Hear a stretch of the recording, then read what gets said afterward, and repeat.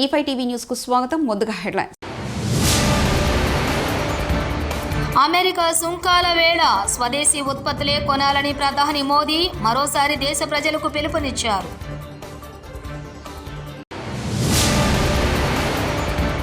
శ్రీశైలం జలాశయానికి భారీగా వరద, 10 గేట్లు ఎత్తి నీటి విడుదల.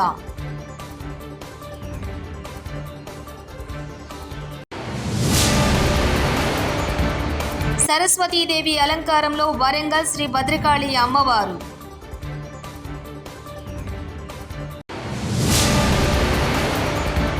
కనకదుర్గ అమ్మవారికి పట్టు వస్త్రాలు సమర్పించిన చంద్రబాబు నాయుడు. అమెరికా సుంకాల వేళ స్వదేశీ ఉత్పత్తులే కొనాలని ప్రధాని మోదీ మరోసారి దేశ ప్రజలకు పిలుపునిచ్చారు. గాంధీ జయంతి నాడు ప్రతి ఒక్కరూ ఖాదీ వస్త్రాలు కొనుగోలు చేయాలని కోరారు.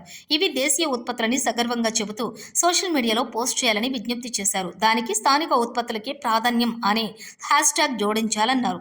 ఆర్ఎస్ఎస్ ఆవిర్భవించి విజయదశమితో 100 ఏళ్లవుతున్న సందర్భంగా ఆ సంస్థపై ప్రశంసలు కురిపించారు. క్రమశిక్షణ, నిస్వార్థ సేవే సంఘ్ బలమని తెలిపారు. దసరా శరన్నవరాత్రి ఉత్సవాల్లో భాగంగా కనకదుర్గ అమ్మవారికి పట్టు వస్త్రాలు సమర్పించిన ముఖ్యమంత్రి శ్రీ నారా చంద్రబాబు నాయుడు.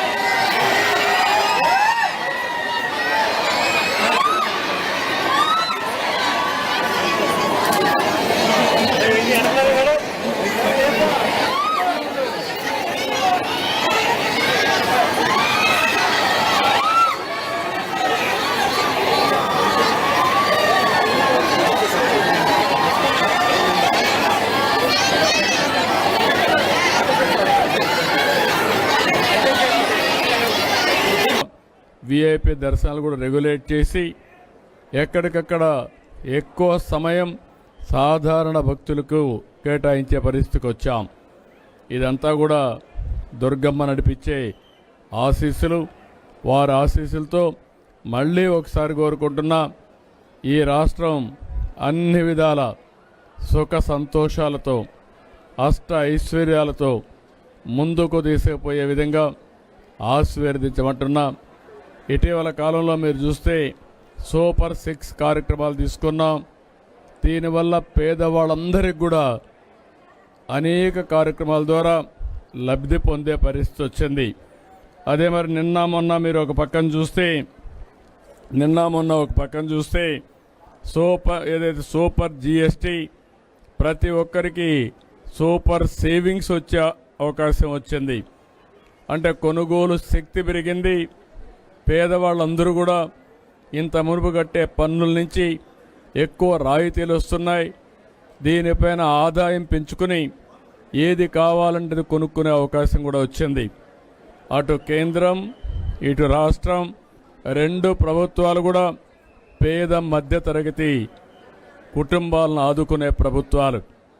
ఈ 2 ప్రభుత్వాలని దుర్గమ్మ తల్లి చల్లగా ఆశీర్వదించమని, మాకు ఇంకా శక్తినిచ్చి ఈ రాష్ట్రాన్ని దేశాన్ని ముందుకు తీసుకుపోవడంలో అన్ని విధాల సహకరించమని, ఆశీస్సులిమ్మని అమ్మవారిని ప్రార్థిస్తున్నా. ఈ సంవత్సరం మీరు చూస్తే 14-15లోనే కొన్ని పనులన్నీ కూడా ఘాట్ రోడ్ అభివృద్ధి చేశాం. అదే మరి దాతల కోసం ఒక 9 కోట్లతో డార్మెంటరీ కాంప్లెక్స్ నిర్మాణం చేశాం. ట్రంప్ బాగా చేస్తలేడు, ఇక్కడికి రండి అవకాశాలు ఇస్తానని మాట్లాడే మూర్ఖపు ముఖ్యమంత్రిని ఎక్కడన్నా చూశారా?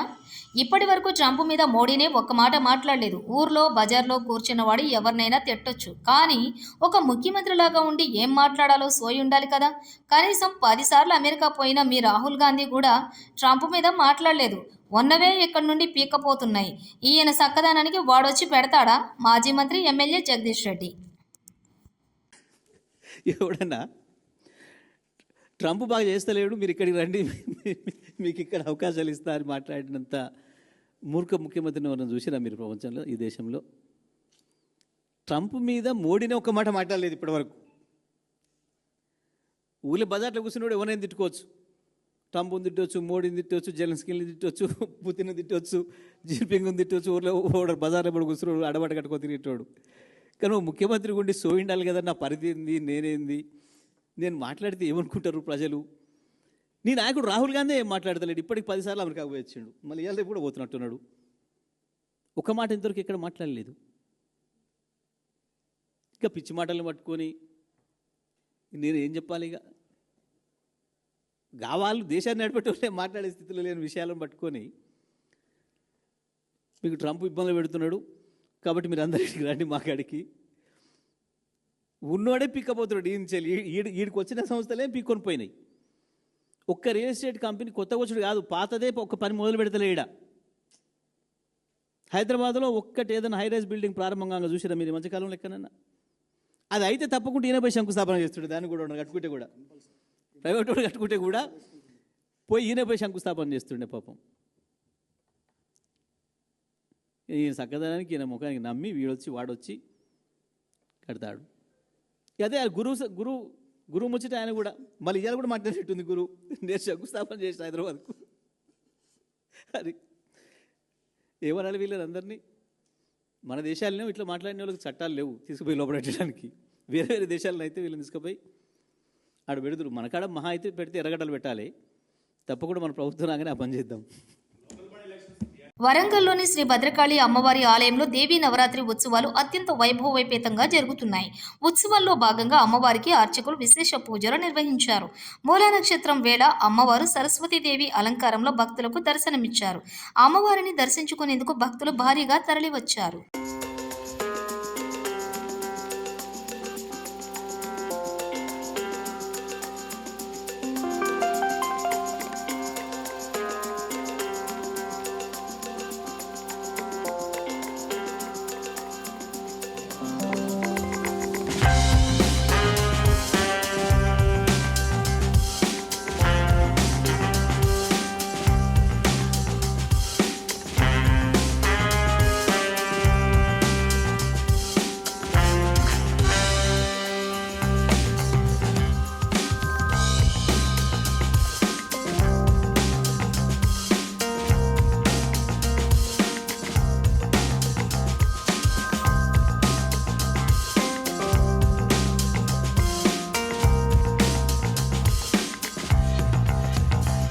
శ్రీశైలం జలాశయానికి వరద ప్రవాహం మరింత పెరిగింది. జూరాల సుంకేశ్ల ప్రాజెక్టు నుంచి వరద మరింత పెరుగుతోంది. శ్రీశైలం ప్రాజెక్టులోకి ఈ సీజన్లో తొలిసారి 6 లక్షల క్యూసెక్లకు పైగా వరద చేరుతోంది. ప్రస్తుతం 6,10,484 క్యూసెక్ల వరద వచ్చి చేరుతోంది. 10 స్పిల్వే గేట్లను 23 అడుగుల మేర ఎత్తి 5,90,772 క్యూసెక్ల నీటిని దిగువకు విడుదల చేస్తున్నారు. పోతిరెడ్డిపాడు హెడ్ రెగ్యులేటరీ నుంచి 5,000 క్యూసెక్లు, ఎడమగట్టు విద్యుత్ కేంద్రం నుంచి 35,315 క్యూసెక్కులు, కుడిగట్టు విద్యుత్ కేంద్రం నుంచి 29,097 క్యూసెక్కులు విడుదల చేస్తున్నారు. శ్రీశైలం పూర్తిస్థాయి నీటి మట్టం 885 అడుగులు కాగా ప్రస్తుతం 883.10 అడుగులకు చేరింది. ప్రాజెక్టు పూర్తిస్థాయి నీటి నిల్వ సామర్థ్యం 215.80 టీఎంసీలు కాగా ప్రస్తుతం 205.22 టీఎంసీలుగా కొనసాగుతోంది. అచ్చంపేటలో జనగర్జన సభ పెట్టినందుకు సిరిసిల్లలో సింహగర్జన సభ పెట్టాలని మా అధిష్టానాన్ని అడుగుతా. నేను అచ్చంపేట ప్రజల గుండెల్లో సుస్థిరమైన స్థానం సంపాదించుకున్న నాయకుడిని. బీజేపీ నేత గువ్వల బాలరాజు. మీ అవినీతి, మీ పనికిరాని తనం విషయంలో సిరిసిల్లలో సింహగర్జన ఏర్పాటు చేస్తాను. దమ్ముందా కేటీఆర్? స్పందిస్తావా నా సవాలుకు? అక్కడ వచ్చి ఏదో నెగ్లెక్టెడ్గా మాట్లాడిపోతా ఉన్నావు. ఎవరో కాదు, ఉద్యమాన్ని నిర్మించినటువంటి బిడ్డడు గువ్వల బాలరాజు అంటే. ఆ గులాబీ జెండాను మోసుకు వెళ్ళినటువంటి సైనికుడు గువ్వల బాలరాజు. గువ్వల బాలరాజు స్థానాన్ని ఇంకోరితో పూరుస్తారంట. గువ్వల బాలరాజు అచ్చంపేట ప్రజల గుండెల్లో సుస్థిరమైనటువంటి స్థానాన్ని సంపాదించినటువంటి విషయాన్ని మర్చిపోవద్దు. అమెరికా సుంకాల వేళ స్వదేశీ ఉత్పత్తులే కొనాలని ప్రధాని మోదీ మరోసారి దేశ ప్రజలకు పిలుపునిచ్చారు.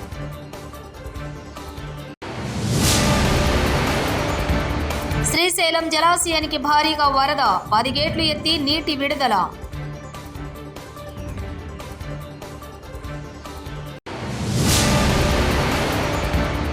సరస్వతీదేవి అలంకారంలో వరంగల్ శ్రీ భద్రకాళి అమ్మవారు.